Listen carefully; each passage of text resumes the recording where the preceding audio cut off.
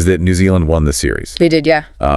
After this game. Yeah, this was the clincher. Yeah, they're up 3-1, and it's a 5-match series. So That's it. Game over. series over. Yeah. And it was a pretty big win, too. Yeah. Like, just looking at this headline, New Zealand crushed Pakistan by 115 runs. Oh, wow. I mean, that's a lot of runs. In T20, that's a huge margin. Like, Yeah. you don't see that very often. So let's find out how they pulled that off. All right. So, New Zealand won the toss, chose to bat first. Oh, move. And they put up 220 for 6. Yeah, that's a big score to chase down. Yeah, like when you're going second in a T20 Yeah. and you see 220 up there, You're already on the back foot. yeah, you gotta score quickly. You do. Yeah, you have to come out swinging right from the start. Yeah, and some really good batting performances. Yeah. Looks like Finn Allen had a really good game. Yeah, he had a good knock. Yeah, he got a 50. Yep. And then Michael Bracewell, Yeah. he had a good game too. He did. He was unbeaten. Our 46 not out. That's right. A very valuable innings. Yeah, and then Tim Seifert. Yeah. He chipped in as well. Yeah. With 44. A good solid score. Yeah. So, it seems like the batting was really what won them the game. Yeah. Well, I mean, you can't discount the bowling either. True. I mean, you look at Jacob Duffy's figures. Yeah. 4 for 20. That's incredible. Yeah, it's amazing. In 4 overs. That's like, the best you can hope for, I think. It's as good as it gets in T20 cricket. Especially these days. Yeah. Pakistan was bowled out for 105. Oof. That's a tough day at the office. Yeah, 16.2 overs. Well, they just couldn't handle the pressure. Yeah, so what's interesting is that Pakistan actually won the previous match. Yeah, they did. They had a really convincing win. Yeah, by 9 wickets. Yeah, they chased down 205 Yeah. really easily. Yeah. So to see this kind of turnaround Yeah. is pretty remarkable. Yeah, it really does show you that in T20 cricket, it's anybody's game. Yeah, it's anyone's game on the day, absolutely. So, for those of you who really like to know like the specifics Yeah, of the teams, sure. the article actually lists the full playing 11 for each team. Yeah, that's good to know. Yeah, so we can go over that. So for New Zealand, they had Tim Seifert, Finn Allen, Makes sense. Mark Chapman, Yep. Daryl Mitchell, Yeah. James Neesham, Mitchell Hay as wicket keeper, Good choice. Michael Bracewell as captain, Of course. Zachary Fulks, Okay. Ish Fody, Yeah.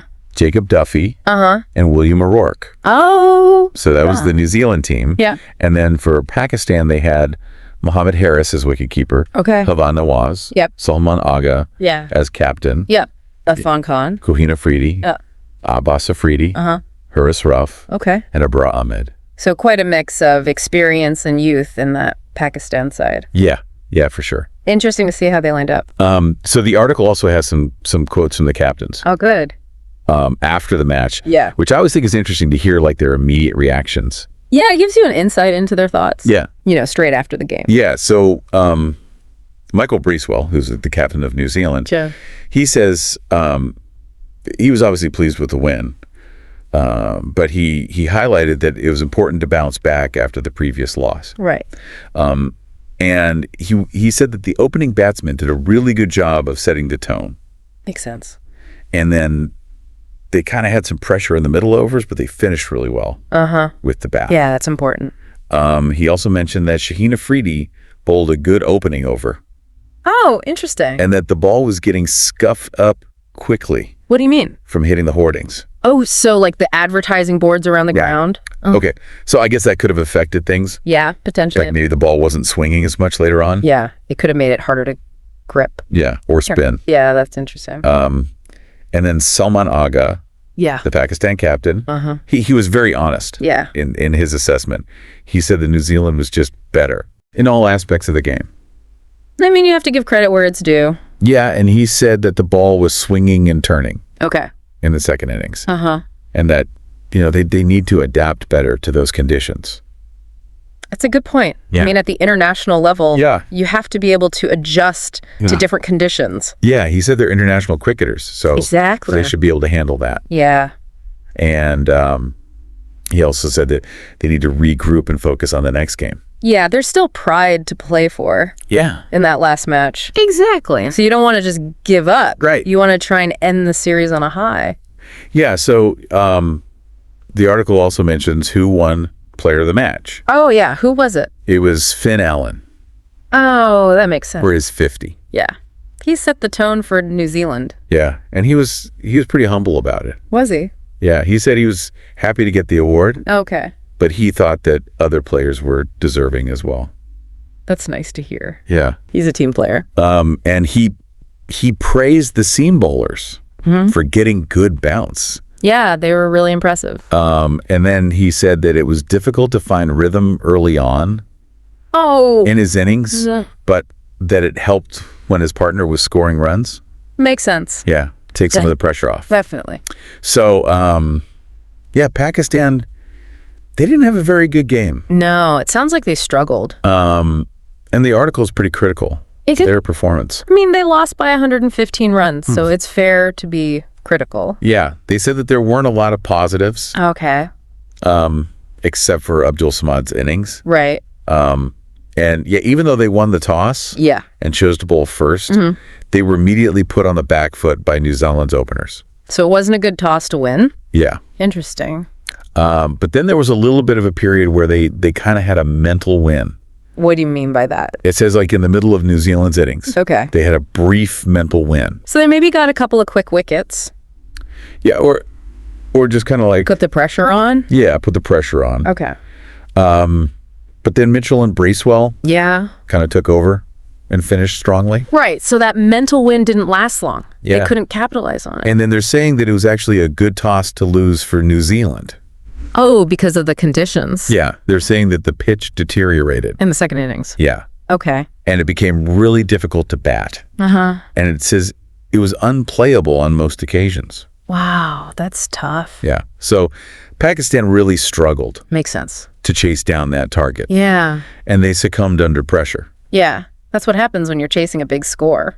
Yeah. And then they really highlight the New Zealand bowling attack, Rightly so.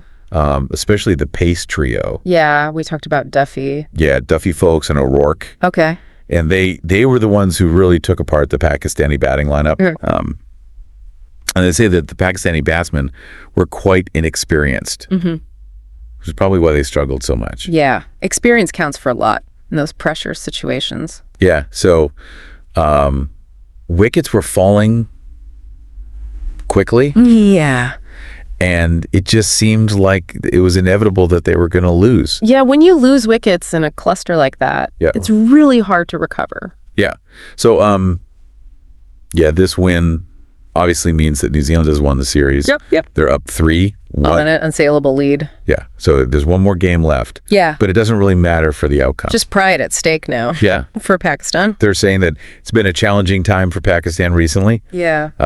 But yeah, they're hoping to end on a high note. Yeah, you always want to finish strong. Yeah. So the last match is on March 26th, Okay. and the coverage starts at 6:15 a.m. All right. GMT. Good to know. And they'll have build-up coverage as well. Nice.